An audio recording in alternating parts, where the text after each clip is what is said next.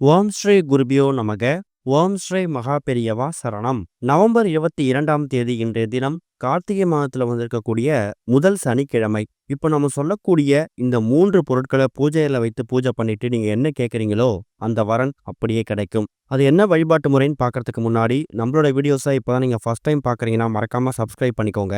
தொடர்ந்து இது மாதிரி அப்டேட் தெரிஞ்சுக்கிறதுக்கு பக்கத்தில் நோட்டிஃபிகேஷன் பெல்லை கிளிக் பண்ணி ஆல் அப்படிங்கிற செலக்ட் பண்ணிக்கோங்க.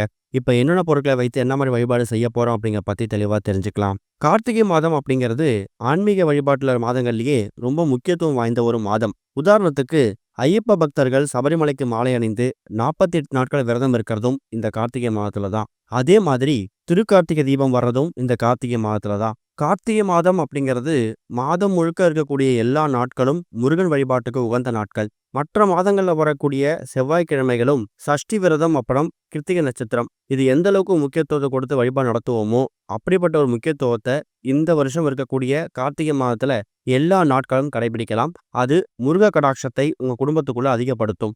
இந்த வருஷம் நமக்கு கார்த்திகை மாசத்துல மொத்தமா 29 நாட்கள் இருக்குது. அப்படிப்பட்ட கார்த்திகை மாதம் பிறந்து வரக்கூடிய முதல் சனிக்கிழமை நவம்பர் 22ஆம் தேதி இன்றைய தினம் வந்திருக்கு. இன்றைய தினம் உங்க வீட்டோட பூஜை அறையில மகாவிஷ்ணு அப்புறம் முருகப்பெருமான் இவங்க 2 பேரையும் சேர்த்து வழிபடுவதற்கான ஒரு அற்புதமான வழிபாட்டு முறை, ஒரு பரிகாரத்தை தான் இப்ப நீங்க பண்ண போறீங்க.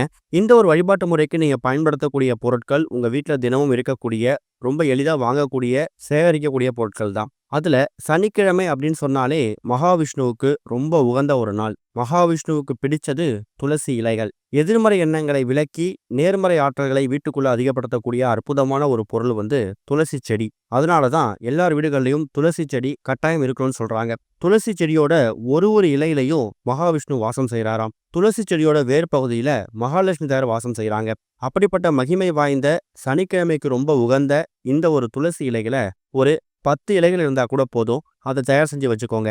அடுத்ததா மகாவிஷ்ணு மகாலட்சுமி தாயார் 2 பேரும் சேர்ந்து வாசம் செய்யக்கூடிய இன்னொரு பொருள் பச்சை கற்பூரம் தான். நீங்க எந்த விதமான பெருமாள் கோவிலுக்கு போனாலும் அங்க கொடுக்கக்கூடிய துளசி தீர்த்தமா இருக்கட்டும், பிரசாதமா இருக்கட்டும், இது எல்லா இடத்துலையும் பச்சை கற்பூர வாசம் இருக்கும். காரணம், பச்சை கற்பூர வாசம் எங்கெல்லாம் இருக்கோ அங்கெல்லாம் மகாவிஷ்ணு இருப்பார். மகாவிஷ்ணுவோட இடத்துல மகாலட்சுமி தாயாரும் சேர்ந்து வந்துருவாங்க. கடைசியா 6 எண்ணிக்கையில மிளகு. மிளகு அப்படிங்கிறது முருகப்பெருமானோட வழிபாட்டுல, அதுவும் கடன் பிரச்சனை தீர்க்கக்கூடிய வழிபாட்டுல முக்கியமாக பயன்படுத்தக்கூடிய ஒரு பொருள். இந்த 3 சக்தி வாய்ந்த அற்புதமான பொருட்கள் ஒன்று சேரும்போது இதோட மகிமை 10 மடங்கு பெருகும். மாலை ஒரு 6-7 மணிக்கு மேல கூட நீங்க இதை பண்ணலாம். பகல் நேரத்தில் பண்றதாலும் பண்ணலாம். அது உங்க விருப்பம் தான். ராகு காலம் யமகண்டம் மட்டும் இல்லாத மாதிரி பார்த்துக்கோங்க.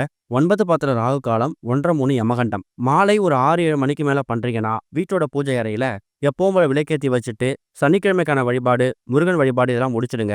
அதுக்கப்புறமா சின்னதா தட்டுல நீங்க தயார் செய்து வைத்திருக்கக்கூடிய துளசி இலைகளையும் பச்சை கற்பூரத்தையும் 6 எண்ணிக்கைகளுடைய மிளகையும் வைத்து முருகப்பெருமான் கிட்ட உங்களோட கோரிக்கை எதுவா இருந்தாலும் நியாயமான கோரிக்கை இருக்க பட்சத்துல முன் வச்சுட்டு மகாவிஷ்ணு மகாலட்சுமி தாயார் இவங்க 2 பேரையும் சேர்ந்து வழிபடுங்க. இந்த பொருட்கள் இருக்கக்கூடிய அந்த நேரத்துல உங்க கோரிக்கையை முன்வைக்கும் போது முருகனுடைய அனுகிரகமும் மகாவிஷ்ணு மகாலட்சுமி தாயார் இவங்களோட அனுகிரகமும் சேர்ந்து கிடைக்கும். பூஜையெல்லாம் முடிச்சுட்டு அந்த துளசி இலைகளை நீங்க பிரசாதமா சாப்பிடலாம். பச்சை கற்பூரத்தை மட்டும் எடுத்து பூஜை அறையில பாக்ஸ்ல போட்டு பத்திரப்படுத்திக்கோங்க.